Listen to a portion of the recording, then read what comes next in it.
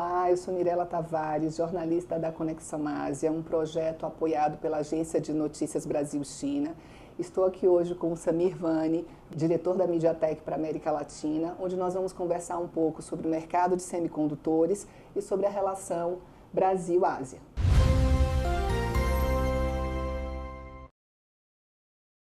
Samir, muito obrigada pela sua presença aqui no Conexão Ásia mais uma vez, dessa vez em vídeo. E eu queria já começar lhe perguntando sobre a sua trajetória na MediaTek, porque a gente está vendo agora muitos brasileiros querendo ir à China trabalhar, estudar, e você já está nesse mercado há mais de 10 anos. Você podia contar um pouquinho como foi a sua trajetória para chegar na MediaTek? Claro. Bom, em primeiro lugar, obrigado pelo convite, um prazer estar contigo aqui na Conexão. E é verdade, eu já faço parte do corpo de empregados da MediaTek há 10 anos. Comecei em 2015 para tratar do mercado brasileiro, a princípio, e agora da América Latina. Então, sim, já tenho contato, vamos dizer assim, com a cultura asiática há um bom tempo, né? É engraçado que meu primeiro estágio foi numa empresa japonesa, depois trabalhei em empresas coreanas, depois trabalhei em empresas europeias, mas para o mercado chinês também. Então, para mim é muito natural todo esse contato com a cultura de vários países e vários povos asiáticos, né? E lá na MediaTek, hoje em dia, meu papel é tratar de desenvolvimento de negócios para todo o mercado latino, e muitas vezes a gente utiliza não só os chips da MediaTek, né, que nós somos fabricantes de semicondutores, mas sempre alguns parceiros fabricantes que também, na sua maioria, têm base na Ásia. Como é que você lida com empresas asiáticas que têm uma cultura muito diferente da nossa, né? Cultura organizacional, etc. Como é lidar com essas empresas, com essa cultura tão diferente da nossa? Olha, eu acredito que o primeiro fator importante é você entender que nós temos escalas de valores diferentes, né? De uma maneira geral, os latinos têm os seus valores principais na sua vida, né? Família, relações entre amigos ou relações pessoais. Na Ásia, de maneira geral, o trabalho ele tem uma importância muito maior do que para nós latinos. Então isso já é o primeiro conflito, né? E a partir disso, obviamente, eu acredito que você não pode partir do ponto de vista que a sua cultura é a correta e a cultura do outro, seja ele asiático, europeu ou qualquer outra coisa, é errada. Então você tem que estar disposto a entender. Você precisa estar disposto a tentar fazer aquele esforço adicional de entender por que para aquela pessoa aquilo é importante, e nem sempre é tão óbvio, né? Então, essas relações no começo, elas tendem a ser um pouco mais difíceis mesmo, mas na hora que você entende as razões por trás daquilo tudo, ou como funcionam, por exemplo, hierarquia, que é uma coisa muito importante para um asiático em geral, e menos importante para um latino, né? É comum o latino querer brigar com o chefe, por exemplo, e ele atribui isso o valor de liberdade. A liberdade, talvez para um asiático, não seja brigar com o chefe. Ele não vê senso de liberdade nisso, ele vê que ele tem que respeitar o chefe dele, porque o chefe dele é uma pessoa que talvez saiba mais que ele, ou tenha mais experiência do que ele. Então, você vai aprendendo ao longo dos anos alguns detalhes que você consegue entender o porquê que as ações são feitas daquelas maneiras ali que estão sendo feitas, né? E como é que você treina ou orienta o seu time, né, que não tem a mesma experiência que você, né? Deve ter muita gente nova, ainda mais na área que você atua. Como é que você procura passar esse conhecimento, essa sua experiência para o seu time, para ser uma relação mais harmoniosa com esse... É um bom ponto, né? Eu sempre falo que nós não temos que ser precipitados nas nossas avaliações, né? Então, você conversou com uma pessoa a reunião não foi boa, isso não significa que a pessoa é ruim ou que ela não entendeu, ou que ela não quer o que você quer. Não, você tem que gastar um tempo ali, investir um tempo para criar relações. Outra coisa, né? As relações entre nós, assim, latinos de maneira geral, brasileiro bastante, essa coisa da extrema proximidade e de você já ser super aberto e falar.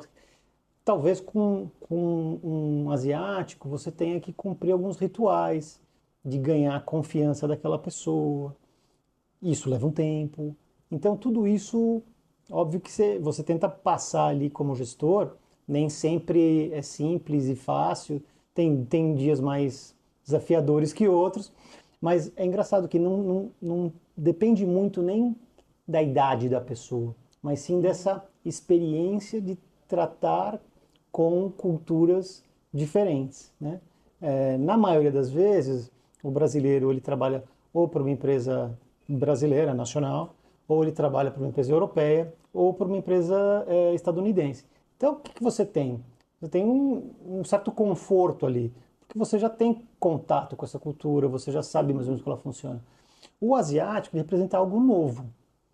E às vezes é difícil de engolir algo novo. Então, de novo, tem que ir lá com o coraçãozinho aberto, entender e tentar conhecer e tentar aplicar algumas coisas na sua vida.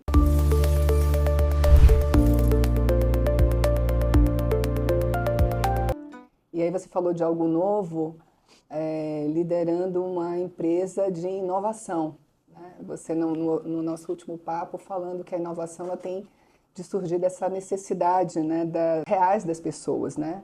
Então, olhando hoje para o Brasil, quais são as demandas mais concretas que os semicondutores, né, que vocês desenham, ajudam a resolver a vida das pessoas? Eu acho que a MediaTek ela faz semicondutores para a indústria de consumo, né? Então estamos aqui falando que televisores, smartphones, sistema de banda larga para sua casa, mais recentemente temos tecnologia automotiva veicular, já estamos trabalhando em inteligência artificial para grandes operações. Então eu acredito que tudo isso vai permear, se não permeia ainda, em algum momento a vida de todo mundo, né? O que eu percebo, talvez enviesado, mas você não conhece hoje ninguém que não tenha um smartphone. Você não conhece ninguém hoje, que era muito comum, sei lá, 20 anos atrás, o cara fala assim, pô, esqueci meu telefone em casa. Ninguém mais esquece o telefone em casa, né? Por quê? Porque você não consegue viver sem ele. Talvez ele seja mais importante que a sua carteira. Você não esquecia a carteira, mas você esquecia o celular. Hoje você não pode esquecer a carteira, mas o celular está no seu bolso. Você consegue até pagar suas contas usando o seu celular. Televisor, né, streaming, toda essa parte de entretenimento que também mudou radicalmente nas nossas vidas. Os carros agora, a gente percebe isso claramente, também estão mudando e com isso você vai gerando novas tecnologias. A parte de toda a conectividade, e aí eu falo tanto do 5G como também, por exemplo, de Wi-Fi. Hoje é uma necessidade você estar conectado 100% do tempo. Então, a MediaTek trabalha nessa nova fronteira, vamos dizer assim, não só das necessidades atuais, mas do que vão ser as suas necessidades futuras. E aí, por exemplo, a gente pode trazer conexão ou conectividade satelital, que é uma coisa que vai chegar nos próximos 5, 10 anos, e a MediaTek já está presente. Que ajuda no quê? Imagine o Resolve seguinte, qual solução? é comum, e talvez hoje a gente está em São Paulo, né, para quem está nos vendo, mas talvez aqui nessa cidade você tenha conectividade 5G quase que o tempo inteiro. Mas bem possível, você pega uma estrada, começa, em algum momento você vai ficar sem conexão. Então, o que se pensa para o futuro é que a conectividade celular e a conectividade satelital, elas podem se unir para te dar essa conexão 100% do seu tempo, independente de onde você esteja. Você está num veleiro no meio do mar. Você está num veleiro no meio do mar, você está conectado, né? Você está conectado. O que é que a gente poderia falar para as pessoas, pessoas comuns, leigas como eu, qual é como é que a gente pode pensar? A gente está vendo aí a chegada de várias empresas asiáticas para eletrodomésticos inteligentes. Agora vocês falando aí, agora não, né? Vocês já estão no carro há algum tempo. Vocês estão falando mais agora, mas você já tem essa experiência também. Como é que a gente pode pensar esse mundo super conectado no dia a dia? O que é que o meu carro com o condutor da MediaTek faz diferente?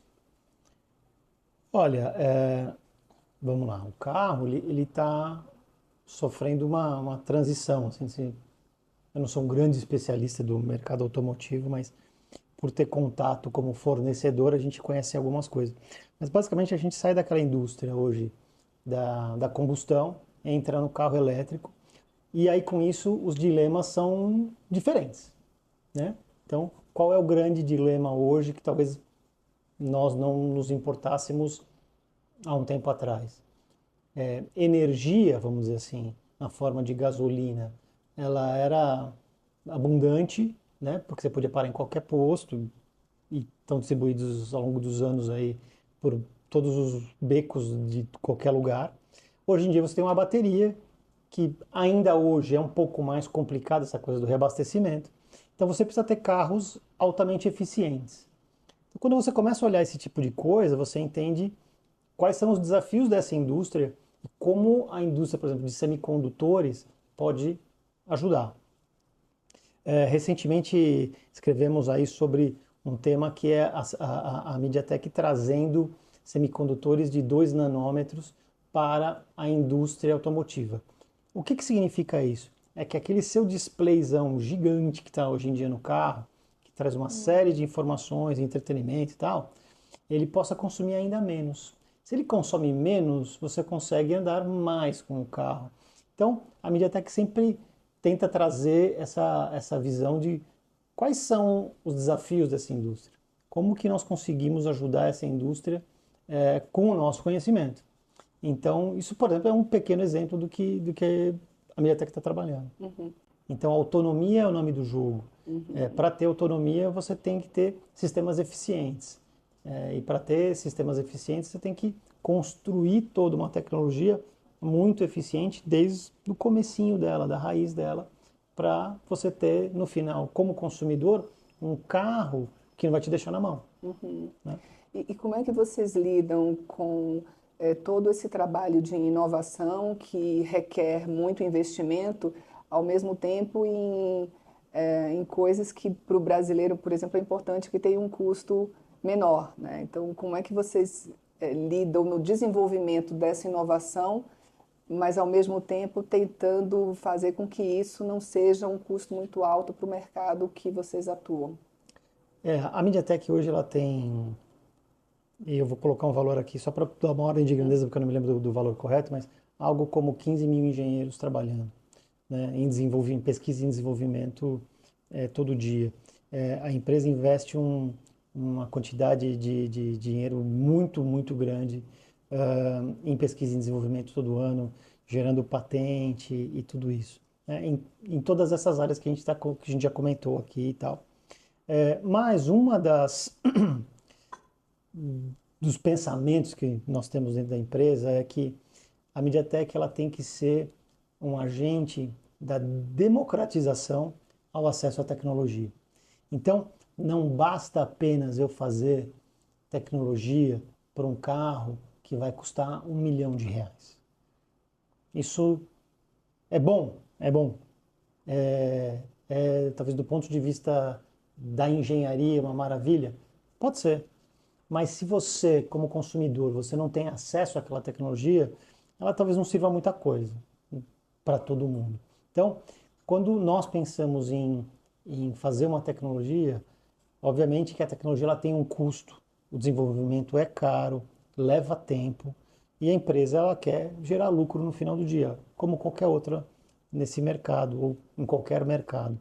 Mas o que nós sempre pensamos é em como trazer esse nível de preço sempre a um nível mais abaixo, porque a gente entende que existe uma população, e aí falando de uma população mundial, que não tem exatamente os mesmos meios só daquela meia dúzia de países ricos ou das classes mais abastadas. Então, desde telefone celular até TV, até solução para carro, Wi-Fi, enfim, todas as áreas que a MediaTek está presente, ela sempre pensa nessa democratização.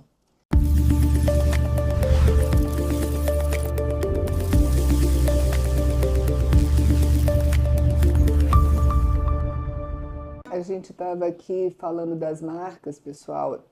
Tem tudo aqui, a tecnologia da MediaTek, tá? Várias marcas diferentes aqui de tablet, de celulares, tudo aqui com MediaTek. Para vocês terem uma ideia, e esse dado é extremamente recente, mas hoje nós somos número 1, por exemplo, em smartphone em toda a América Latina.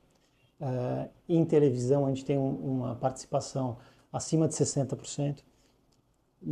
Naquelas famosas caixinhas que você tem na sua casa de Wi-Fi, também somos líderes de mercado. Então, você que talvez esteja nos ouvindo, você já tem um produto da MediaTek na sua casa, você nem imagina, né? Então a gente está ali presente, né, por meio das marcas, e uma das áreas que a MediaTek vem trabalhando bastante, e acredito que muitas outras empresas no mundo também, é a inteligência artificial, né? E como ela vai ser disponibilizada para o consumidor final.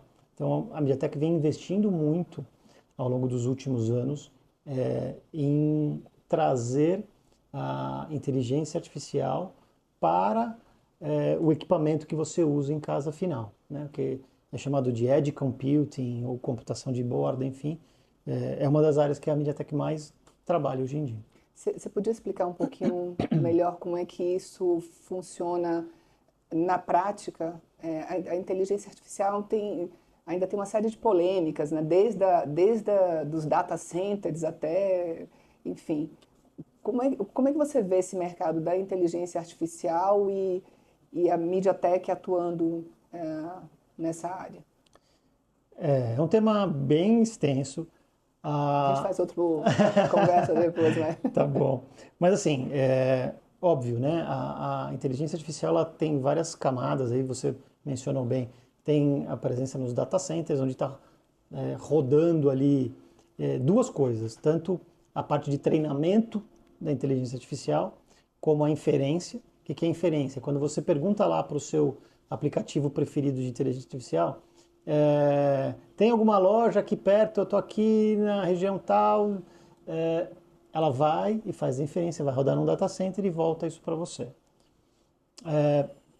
A MediaTek está presente aí também, né, com chips para esse tipo de mercado de data center.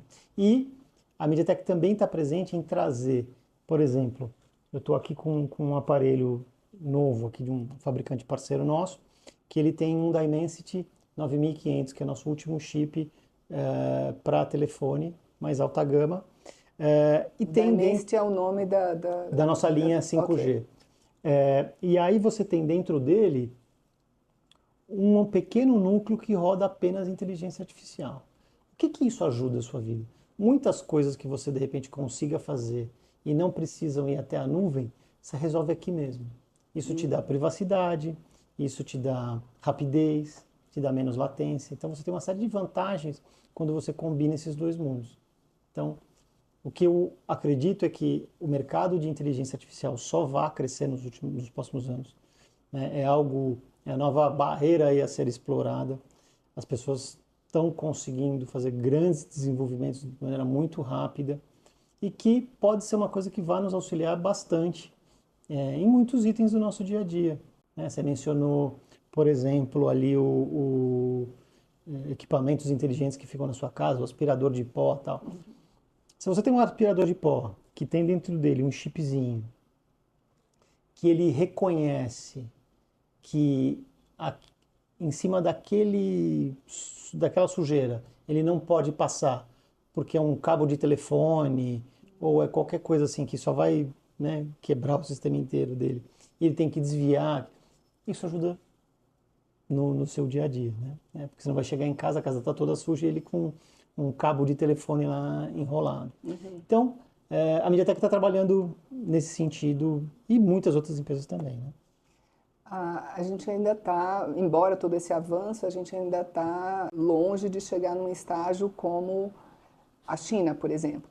Você arriscaria dizer quando a gente consegue diminuir esse delay aí de uso dessas tecnologias? Acho que volta um pouco daquela questão que nós estamos falando no começo, que é da questão cultural. Vamos dizer, o chinês, ele tem um amor pela tecnologia maior que o brasileiro, vamos dizer assim.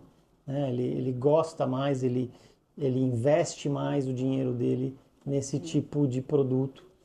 Então, o mercado chinês hoje, ele compra produtos de mais alta gama.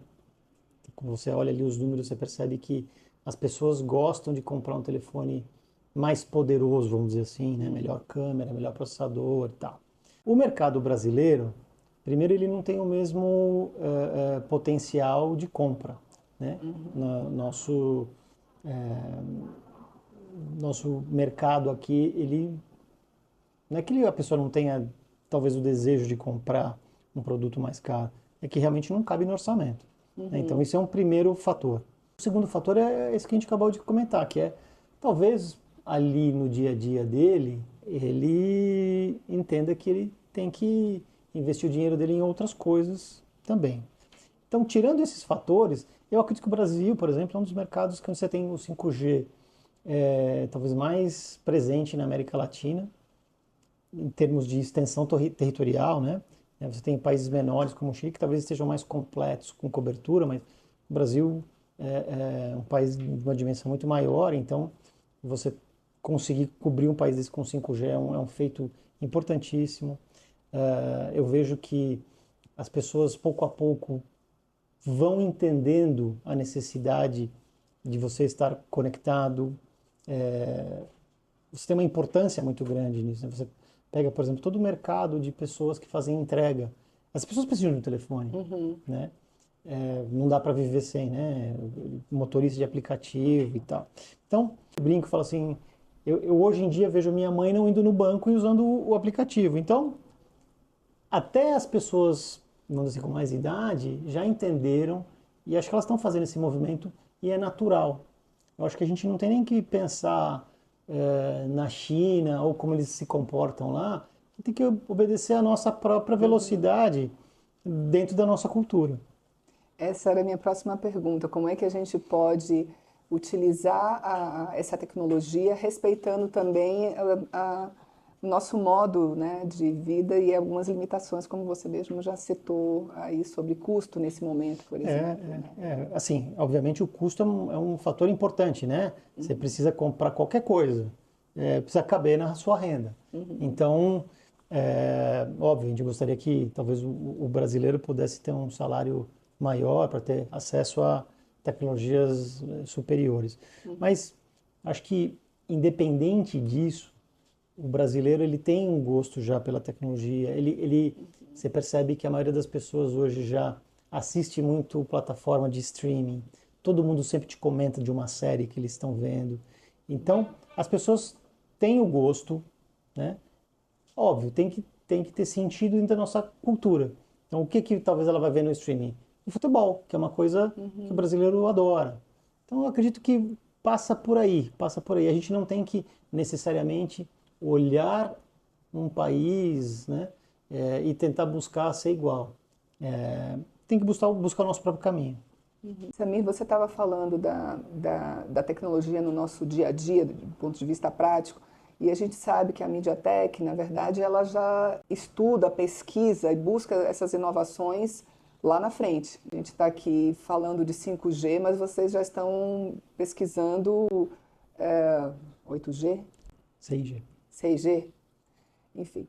E aí eu gostaria muito que você falasse um pouco sobre isso, como é esse olhar para o futuro que vocês têm e como é que isso pode ser aplicado também para além da tecnologia doméstica ou automotivo, essas coisas, mas, por exemplo, num programa de governo de educação ou de segurança ou de alguma coisa governamental, vocês também fazem isso? Sim. Bom, voltando lá atrás na tua pergunta, a MediaTek hoje ela já faz parte, por exemplo, de consórcios para gerar ou estabelecer as regras, ou como vai funcionar as tecnologias que vão estar presentes daqui a 5 ou 10 anos. Então, nesse momento, por exemplo, a gente acabou de falar sobre 5G, a MediaTek já está trabalhando no 6G. Né? O 6G, vamos fazer um chute aqui, ele deve estar no mercado em torno de 2030. Então, já temos lá parte daqueles 15 mil engenheiros, cientistas, pesquisadores, trabalhando nesse tipo de tecnologia. Eu já estava pensando no 8G, né? Aí é muito G, né? Eu estou acostumada com a Mas, MediaTek, vocês mas estavam... a gente tem um Wi-Fi 8. Quer dizer, que ele traz o Wi-Fi, é o número 8. Então, hoje, por exemplo, no mercado, você já tem a chegada aqui na América Latina do Wi-Fi 7, que se deu um pouquinho, uns 2 anos antes na Europa e nos Estados Unidos, por exemplo, mas a gente já está trabalhando no Wi-Fi 8, que deve chegar ali por volta de 2028. Então, são tecnologias novas que vão te dar melhor conectividade, vão te trazer maior facilidade, menos dor de cabeça no uso. Então, a tecnologia sempre vai evoluindo e a MediaTek sempre faz parte desses consórcios de empresas, onde você vai desenhando o futuro da gente. Obviamente que também temos programas aí para trabalhar junto a governos ou junto às fabricantes para levar tecnologia para governos de vários países. E aí, para a gente pensar também no cenário futurista, se você tivesse que escolher uma imagem para a gente explicar o futuro dos semicondutores no Brasil, qual seria? Essa casa mais conectada, um celular mais acessível, cidades mais eficientes, carros autônomos, indústria mais produtiva, uma relação Brasil-Ásia mais estratégica? O que é que você imagina nessa imagem Tem aquela alternativa, todas as anteriores. Na verdade, Tem também. na verdade, assim, eu acredito que o mundo dos semicondutores, você pegar os números, as projeções, o mercado de semicondutores tende sempre a crescer à medida que cada vez mais você leva mais tecnologia para mais pessoas. Então, é um mercado que tende sempre a seguir em evolução. Então, qual o caminho dele? É tudo, né? A gente falou um pouco de carro. Lá, eu lembro lá do carro antigo do meu pai, lá que a gente andava quando era criança, você devia ter 2 ou 3 chips de semicondutor lá, né? Hoje em dia você tem uma quantidade absurda, né? Não existia telefone celular, hoje em dia você tem um telefone celular.